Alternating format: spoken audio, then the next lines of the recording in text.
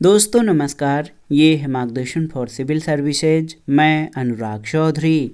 दोस्तों, भारतीय इतिहास के महत्वपूर्ण प्रश्नों के अभ्यास सेट में इस वीडियो में हम सॉल्व करेंगे आधुनिक भारत के इतिहास से संबंधित महत्वपूर्ण प्रश्नों का प्रैक्टिस सेट, जो आपके आगामी परीक्षाओं के सामान्य ज्ञान और सामान्य अध्ययन खंड के लिए बहुत ही उपयोगी है। इस वीडियो में हम प्रांतीय चुनाव और मंत्रिमंडल का गठन, कांग्रेस का त्रिपुरी संकट, पाकिस्तान की मांग, व्यक्तिगत सत्याग्रह और क्रिप्स मिशन से संबंधित महत्वपूर्ण प्रश्नों को सॉल्व करेंगे। तो आइए शुरू करते हैं आज का वीडियो आधुनिक भारत के इतिहास से संबंधित महत्वपूर्ण प्रश्नों का प्रैक्टिस सेट। पहला प्रश्न है दोस्तों, वर्ष 1937 में संपन्न विधानसभा चुनाव में इंडियन नेशनल कांग्रेस को निम्न में से किस प्रांत में पूर्ण बहुमत नहीं मिला था? ऑप्शन है मध्य प्रांत, बिहार, पंजाब या मद्रास। तो सही उत्तर पंजाब हो जाएगा, ऑप्शन सी। दोस्तों, 1937 में प्रांतीय विधानमंडलों के चुनाव हुए, जिनमें कांग्रेस ने अपनी प्रतिद्वंदी दलों का सफाया करते हुए 5 प्रांतों मद्रास, बिहार, मध्य प्रांत और बरार, संयुक्त प्रांत तथा उड़ीसा में पूर्ण बहुमत प्राप्त किया था। केवल बंगाल, पंजाब और सिंध में ही कांग्रेस सबसे बड़ा दल बनने से वंचित रही। तो ऑप्शन सी आपका सही उत्तर है। अगला प्रश्न है, प्रांतीय सरकारों का गठन निम्नलिखित में से किस अधिनियम के अंतर्गत किया गया था? ऑप्शन है 1935 का अधिनियम, 1932 का अधिनियम, 1936 या 1947 का अधिनियम। तो सही उत्तर है प्रांतीय सरकारों का गठन 1935 के अधिनियम, भारत सरकार अधिनियम के अंतर्गत किया गया था। अगला प्रश्न है, वर्ष 1935 के अधिनियम के तहत कराए गए विधानसभा चुनाव में किस राज्य में कांग्रेस ने पूर्ण बहुमत नहीं प्राप्त किया था? मद्रास, बिहार, उड़ीसा और बंगाल में। तो सही उत्तर ऑप्शन डी, बंगाल में। दोस्तों याद रखिएगा, कांग्रेस जो है, कांग्रेस ने 1937 के प्रांतीय विधानसभा चुनाव में 5 प्रांतों में इसको पूर्ण बहुमत प्राप्त हुआ था, लेकिन आप जान लीजिए कि बंगाल में पूर्ण बहुमत नहीं मिला था। इसके अलावा इसमें बंगाल, पंजाब और सिंध में कांग्रेस सबसे बड़ा दल बनने से वंचित रही थी। तो यहाँ पर ऑप्शन डी आपका सही उत्तर हो जाएगा। अगला प्रश्न है, वर्ष 1937 के चुनाव में कांग्रेस द्वारा बहुमत प्राप्त प्रांतों की संख्या कितनी थी? तो सही उत्तर आपका हो जाएगा 5। तो सही उत्तर, कांग्रेस को 1937 के चुनाव में 5 प्रांतों में पूर्ण बहुमत मिला था। अगला प्रश्न है, वर्ष 1937 में प्रांतों में मंत्रिमंडल के निर्माण के उपरांत कांग्रेस का शासन कितने महीने चला था? तो उत्तर है 28 महीने। दोस्तों याद रखिएगा, 1937 में हुए चुनाव में गठित कांग्रेस मंत्रिमंडलों का कार्यकाल 28 माह था।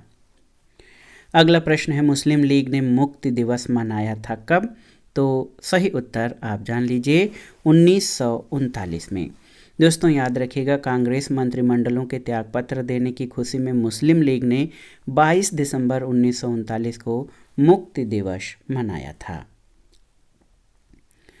अगला प्रश्न है, अपनी किस कार्यकारी कमेटी में कांग्रेस ने भू स्वामित्व को समाप्त करने की नीति अपनाई थी?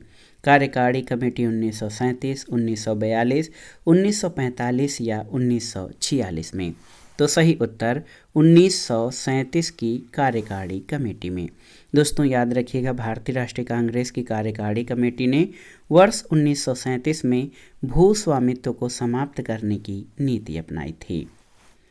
अगला प्रश्न है, द्वितीय विश्व युद्ध के संबंध में भारतीय राष्ट्रीय कांग्रेस की क्या नीति थी?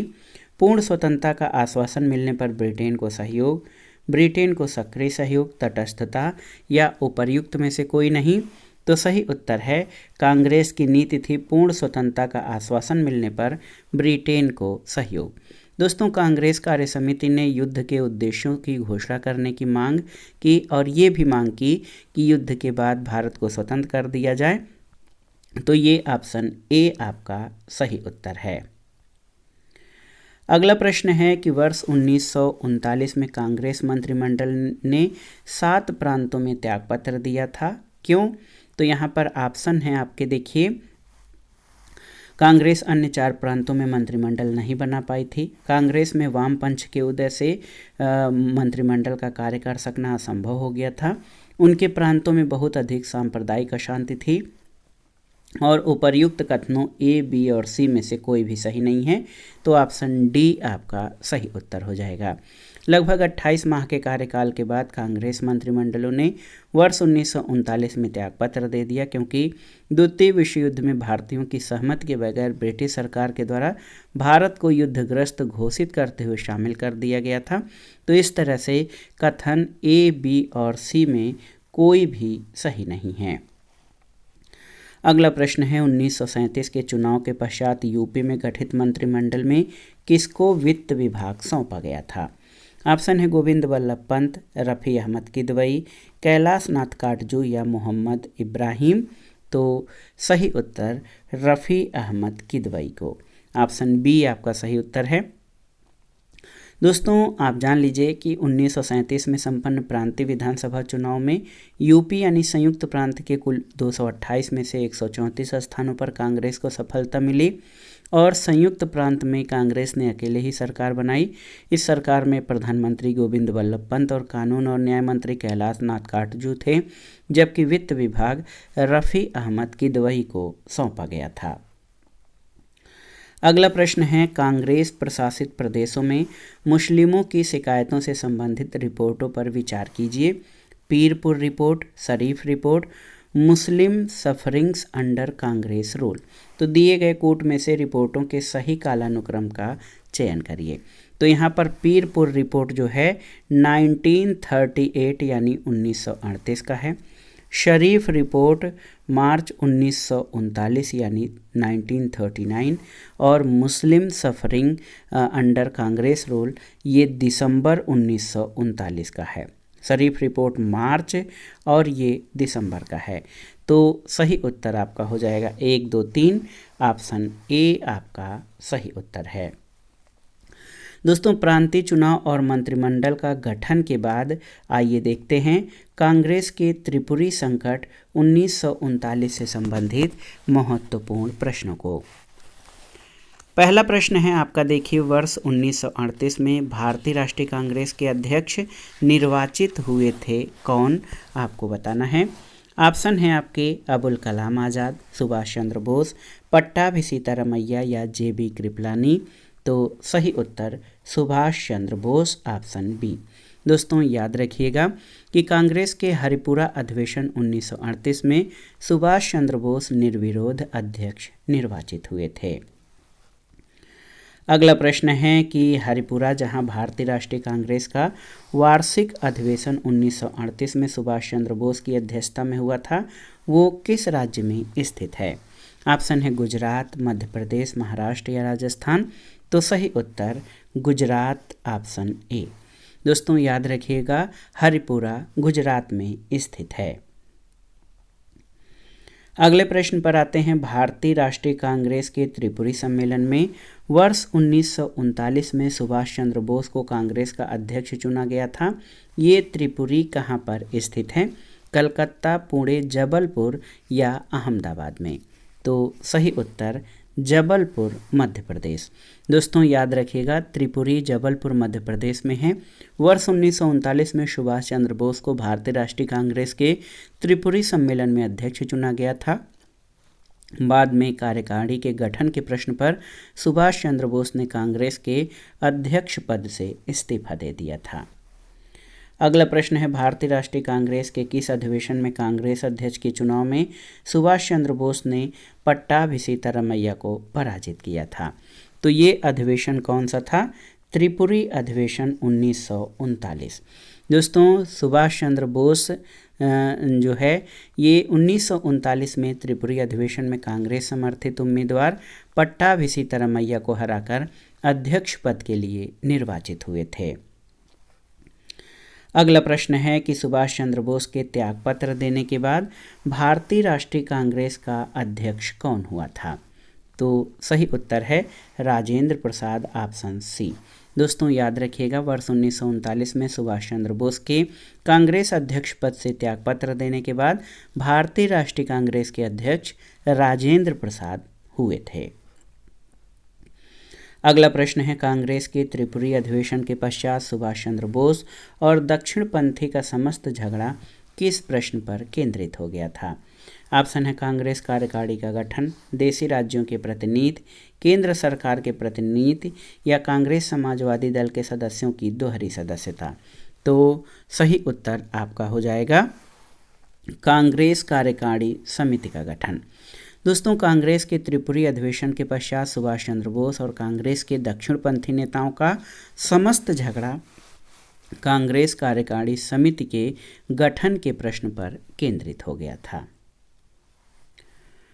कांग्रेस के त्रिपुरी संकट के बाद आइए देखते हैं पाकिस्तान की मांग से संबंधित महत्वपूर्ण प्रश्नों को, और यहाँ से भी परीक्षाओं में प्रश्न अक्सर पूछे जाते हैं, इसलिए इस टॉपिक को बहुत अच्छे से तैयार करना है। देखिए, पहला प्रश्न है कि भारतीय मुसलमानों के पृथक राज्य के लिए पाकिस्तान शब्द का प्रयोग सबसे पहले किसने किया था, आपको बताना है। ऑप्शन है सर मोहम्मद इकबाल, सर आगा खां, M.A. जिन्ना यानी मोहम्मद अली जिन्ना, या चौधरी रहमत अली और उनके मित्रों ने। तो सही उत्तर क्या हो जाएगा? सही उत्तर आपका ऑप्शन डी हो जाएगा दोस्तों, चौधरी रहमत अली और उनके मित्रों ने। तो याद रखिएगा दोस्तों, बहुत ही महत्वपूर्ण प्रश्न है, बार बार परीक्षाओं में पूछा भी जाता है कि भारतीय मुसलमानों के लिए पृथक राज्य पाकिस्तान शब्द का प्रयोग सबसे पहले कैम्ब्रिज विश्वविद्यालय के छात्र चौधरी रहमत अली ने अपने पत्र, जिसका शीर्षक now and never are we live or perish forever में प्रस्तुत किया था। अगला प्रश्न है, मुसलमानों के लिए पृथक राष्ट्र का विचार दिया था किसने, आपको बताना है। तो उत्तर है सर मोहम्मद इकबाल ने, ऑप्शन सी। दोस्तों, प्रायः कवि और राजनीतिक चिंतक मोहम्मद इकबाल को मुसलमानों के लिए पृथक राष्ट्र के विचार का प्रवर्तक माना जाता है। अगला प्रश्न है, पाकिस्तान के अलग राज्य आंदोलन का नेतृत्व किसने किया था?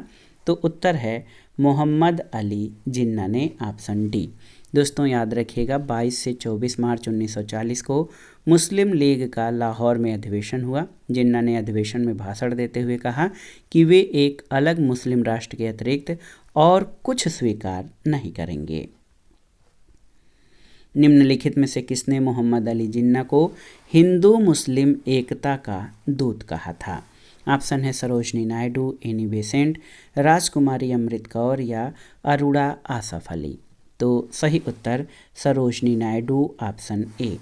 दोस्तों, जिन्ना के राष्ट्रवादी विचारों तथा मुस्लिम लीग और कांग्रेस के मध्य समझौता कराने में मोहम्मद अली जिन्ना की महत्वपूर्ण भूमिका के कारण सरोजनी नायडू ने उन्हें हिंदू मुस्लिम एकता का दूत कहा था। अगला प्रश्न है कि नेहरू एक राष्ट्रभक्त है जबकि जिन्ना एक राजनीतिज्ञ है, ये कथन किसका है? तो सही उत्तर सर मोहम्मद इकबाल के द्वारा ये कहा गया था। देश के प्रथम प्रधानमंत्री पंडित जवाहरलाल नेहरू ने अपनी पुस्तक डिस्कवरी ऑफ इंडिया के पृष्ठ 352 पर उल्लेख किया है कि मोहम्मद इकबाल ने उनसे मुलाकात के दौरान कहा था कि आप एक राष्ट्रभक्त हैं जबकि जिन्ना एक राजनीतिज्ञ है। अगला प्रश्न है, महत्वपूर्ण प्रश्न है कि मुस्लिम लीग द्वारा पाकिस्तान की स्थापना की मांग करने वाला प्रस्ताव पारित किया गया था किस वर्ष में? ऑप्शन है 1939, 1940, 1941 या 1942 में। तो सही उत्तर 1940 में। तो याद रखिएगा 22 से 24 मार्च 1940 के मध्य मुस्लिम लीग के लाहौर अधिवेशन में प्रसिद्ध पाकिस्तान प्रस्ताव पारित किया गया था। अगला प्रश्न है, मुस्लिम लीग का वार्षिक अधिवेशन जिसमें जिन्ना के दो राष्ट्र के सिद्धांत को मान्यता दी गई थी, हुआ था कहाँ पर? लाहौर में, कराची में, बम्बई में या लखनऊ में? तो सही उत्तर लाहौर में, ऑप्शन ए। दोस्तों, मार्च 1940 में लाहौर में आयोजित मुस्लिम लीग के वार्षिक अधिवेशन में जिन्ना के द्विराष्ट्र सिद्धांत को मान्यता दी गई थी। अगला प्रश्न है, मुस्लिम लीग के लाहौर अधिवेशन 1940 की अध्यक्षता किसने की थी? आपको बताना है। तो सही उत्तर मोहम्मद अली जिन्ना ने। दोस्तों, मुस्लिम लीग के लाहौर अधिवेशन की अध्यक्षता मोहम्मद अली जिन्ना के द्वारा की गई थी। अगला प्रश्न है, निम्नलिखित में से कौन एक कथन मोहम्मद अली जिन्ना के विषय में सही नहीं है? वे द्विराष्ट्र सिद्धांत के समर्थक थे, सही है। उन्होंने वर्ष 1940 के मुस्लिम लीग के लाहौर वार्षिक अधिवेशन की अध्यक्षता की, सही है। असहयोग आंदोलन में उन्होंने भाग नहीं लिया, सही है। वे सदैव डायरी रखते थे, ये सही नहीं है। तो दोस्तों याद कर लीजिए कि जिन्ना द्विराष्ट्र सिद्धांत के समर्थक थे। 1940 में मुस्लिम लीग के लाहौर अधिवेशन की अध्यक्षता करते हुए मोहम्मद अली जिन्ना ने भारत से अलग मुस्लिम राष्ट्र पाकिस्तान की मांग की और पाकिस्तान प्रस्ताव की रूपरेखा तैयार करने में सर सिकंदर हयात खान, फजलुल हक और खलीकुज्जमा का काफ़ी हाथ था। मोहम्मद अली जिन्ना असहयोग आंदोलन से सहमत नहीं थे और उन्होंने इसमें भाग नहीं लिया था। ऑप्शन डी आपका सही नहीं है। अगला प्रश्न है, मुस्लिमों के लिए एक पृथक देश की प्रथम बार एक निश्चित अभिव्यक्ति कहाँ हुई थी, आपको बताना है। तो सही उत्तर 1930 के मुस्लिम लीग के इलाहाबाद अधिवेशन के इकबाल के अध्यक्षीय भाषण में। मुस्लिमों के लिए एक पृथक देश यानी होमलैंड की प्रथम बार एक निश्चित अभिव्यक्ति वर्ष 1930 के मुस्लिम लीग के इलाहाबाद अधिवेशन में इकबाल के अध्यक्षीय भाषण में हुई थी। अगला प्रश्न है कि नाउ आर नेवर, ये पैम्फलेट किसने लिखा था? तो सही उत्तर है now or never, are we to live or perish forever pamphlet में चौधरी रहमत अली। ऑप्शन सी आपका सही उत्तर है। दोस्तों याद रखिएगा, now and never pamphlet Chaudhary Rahmat Ali ने लिखा था। अगला प्रश्न है, वह कौन सी तिथि थी जब मुस्लिम लीग ने पाकिस्तान दिवस मनाया था? ऑप्शन है 25 अप्रैल 1920, 5 फरवरी 1922, 14 जुलाई 1922 या 23 मार्च 1943। तो सही उत्तर आपका हो जाएगा 23 मार्च 1943, ऑप्शन डी। दोस्तों 22 से 24 मार्च 1940 को मुस्लिम लीग का अधिवेशन लाहौर में हुआ। इसकी अध्यक्षता मोहम्मद अली जिन्ना ने की। 23 मार्च 1940 को इस अधिवेशन में भारत से अलग एक मुस्लिम राष्ट्र पाकिस्तान की मांग करते हुए एक प्रस्ताव पारित किया गया था और इसी तिथि की स्मृति में 23 मार्च 1943 को मुस्लिम लीग द्वारा पाकिस्तान दिवस मनाया गया था। अब आइए व्यक्तिगत सत्याग्रह से संबंधित प्रश्नों को देखते हैं, जो कि 1940 का एक महत्वपूर्ण आंदोलन रहा। पहला प्रश्न है, महात्मा गांधी द्वारा व्यक्तिगत सत्याग्रह आंदोलन के लिए प्रथम सत्याग्रही किसे चुना गया था?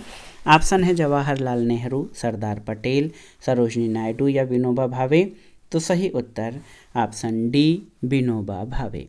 दोस्तों अगस्त प्रस्ताव को पूरी तरह अस्वीकार करते हुए कांग्रेस ने गांधी जी के नेतृत्व में व्यक्तिगत सत्याग्रह शुरू किया था और विनोबा भावे प्रथम सत्याग्रही थे। अगला प्रश्न है, व्यक्तिगत सत्याग्रह में विनोबा भावे को प्रथम सत्याग्रही चुना गया था, दूसरा सत्याग्रही कौन था? तो याद रखिएगा पंडित जवाहरलाल नेहरू, ऑप्शन बी। दोस्तों व्यक्तिगत सत्याग्रह में दूसरे सत्याग्रही जवाहरलाल नेहरू थे। अगला प्रश्न है, सर्वोदय शब्द का प्रयोग सबसे पहले किसने किया था? महात्मा गांधी, पंडित नेहरू, विनोबा भावे या जयप्रकाश नारायण। तो सही उत्तर महात्मा गांधी। सर्वोदय शब्द का प्रयोग सबसे पहले महात्मा गांधी ने किया था और विनोबा भावे द्वारा गांधी जी के आदर्शों के प्रचार के लिए सर्वोदय समाज की स्थापना की गई थी। अब आइए दोस्तों आगे क्रिप्स मिशन से संबंधित महत्वपूर्ण प्रश्नों को देखते हैं और यहाँ से भी परीक्षाओं में कई सारे प्रश्न हर बार पूछे जाते हैं। तो पहला प्रश्न है, भारत में क्रिप्स मिशन किस वर्ष आया था? तो आप जानते भी हैं दोस्तों, भारत में क्रिप्स मिशन 1942 में आया था। ऑप्शन बी आपका सही उत्तर है। स्टेफर्ड क्रिप्स के नेतृत्व में क्रिप्स मिशन भारतीय नेताओं से वार्ता के लिए मार्च 1942 में भारत आया था। अगला प्रश्न है, किसकी दृष्टि में क्रिप्स प्रस्ताव एक टूटते हुए बैंक के नाम एक उत्तर दिनांकित चेक यानी पोस्ट डेटेड चेक अपाने क्रैशिंग बैंक था? ऑप्शन है महात्मा गांधी, जवाहरलाल नेहरू, जेबी कृपलानी या जयप्रकाश नारायण। तो सही उत्तर ये कथन महात्मा गांधी का है। क्रिप्स मिशन के संदर्भ में दिया गया ये कथन या क्रिप्स प्रस्ताव को उत्तर दिनांकित चेक महात्मा गांधी ने कहा था। अगला प्रश्न है, निम्नलिखित प्रधानमंत्रियों ने में से किसने भारत में क्रिप्स मिशन भेजा था? तो उत्तर है विंस्टन चर्चिल, ऑप्शन डी। द्वितीय विश्व युद्ध में भारत की भागीदारी और मदद मांगने के लिए मार्च 1942 में ब्रिटेन के प्रधानमंत्री विंस्टन चर्चिल की सरकार में मंत्री सर स्टेफर्ड क्रिप्स के नेतृत्व में क्रिप्स मिशन भारत आया था। अगला प्रश्न है, निम्नलिखित में से कौन क्रिप्स मिशन के साथ कांग्रेस के आधिकारिक वार्ताकार थे? महात्मा गांधी और सरदार पटेल, आचार्य जेबी कृपलानी और सी राजगोपालाचारी, पंडित जवाहरलाल नेहरू और मौलाना आज़ाद, या फिर डॉक्टर राजेंद्र प्रसाद और रफ़ी अहमद किदवई? तो सही उत्तर पंडित जवाहरलाल नेहरू और मौलाना आज़ाद। दोस्तों याद रखिएगा, क्रिप्स मिशन के साथ कांग्रेस के आधिकारिक वार्ताकार पंडित जवाहरलाल नेहरू और मौलाना अबुल कलाम आज़ाद थे। अगला प्रश्न है, निम्नलिखित में से किसने गांधी जी के आंदोलनों को राजनैतिक फिरौती कहा है? ऑप्शन है Lord Chelmsford, Lord Wavell, Lord Linlithgow या लॉर्ड मॉन्टेग्यू? तो सही उत्तर आपका हो जाएगा लॉर्ड लिनलिथगो ने। दोस्तों याद रखिएगा, लॉर्ड लिनलिथगो ने गांधी जी के आंदोलनों को राजनैतिक फिरौती कहा था। अगला प्रश्न है, सर स्टेफर्ड क्रिप्स की योजना में ये परिकल्पना थी कि द्वितीय विश्व युद्ध के बाद, ऑप्शन देखिए, भारत को पूर्ण स्वतंत्रता प्रदान की जानी चाहिए, स्वतंत्रता प्रदान करने के पहले भारत को 2 भागों में विभाजित कर देना चाहिए, भारत को इस शर्त के साथ गणतंत्र बना देना चाहिए कि वो राष्ट्रमंडल में शामिल होगा, और भारत को डोमिनियन स्टेट्स दे देना चाहिए। तो सही उत्तर ऑप्शन डी है कि सर स्टेफर्ड क्रिप्स की योजना में ये परिकल्पना थी कि द्वितीय विश्व युद्ध के बाद भारत को डोमिनियन स्टेटस दे दिया जाना चाहिए, और आप जान लीजिए ऑप्शन डी आपका सही उत्तर है। अगला प्रश्न और इस वीडियो का आखिरी प्रश्न दोस्तों आप जान लीजिए, बहुत ही महत्वपूर्ण प्रश्न है कि निम्नलिखित कथनों पर विचार कीजिए। क्रिप्स प्रस्ताव में प्रावधान शामिल थे क्या क्या, आपको बताना है। भारत की पूर्ण स्वतंत्रता के लिए तो ये नहीं था, संविधान निर्मात्री निकाय की रचना के लिए। तो केवल और केवल 2 आपका सही उत्तर है। दोस्तों याद रखिएगा, क्रिप्स मिशन के तहत युद्ध के पश्चात भारत को डोमिनियन स्टेट्स यानी डोमिनियन अधिराज्य का दर्जा दिए जाने का प्रस्ताव था, और क्रिप्स मिशन ने संविधान निर्मात्री निकाय की रचना के लिए भी प्रस्ताव किया था। ये संस्था भविष्य में ब्रिटिश राष्ट्रमंडल से पृथक होने यानी भारत की पूर्ण स्वतंत्रता के लिए प्रस्ताव कर सकती थी। तो केवल और केवल कथन 2 आपका सही है। तो दोस्तों ये था आज का वीडियो। आधुनिक भारत के इतिहास के अंतर्गत प्रांतीय चुनाव और मंत्रिमंडल का गठन, कांग्रेस का त्रिपुरी संकट, पाकिस्तान की मांग, व्यक्तिगत सत्याग्रह और क्रिप्स मिशन प्रस्तावों से संबंधित महत्वपूर्ण प्रश्नों का प्रैक्टिस सेट, जो आपके आगामी विभिन्न परीक्षाओं के सामान्य ज्ञान और सामान्य अध्ययन के साथ विभिन्न राज्यों द्वारा इतिहास विषय से आयोजित की जाने वाली अध्यापक भर्ती परीक्षाओं के लिए बहुत ही उपयोगी है। आप इन प्रश्नों को तैयार कर लीजिएगा। दोस्तों वीडियो आपको कैसा लगा हमें कमेंट बॉक्स में ज़रूर बताइएगा। वीडियो को लाइक करें, शेयर करें और इस चैनल मार्गदर्शन फॉर सिविल सर्विसेज को सब्सक्राइब करें। वीडियो देखने के लिए धन्यवाद दोस्तों, नमस्कार।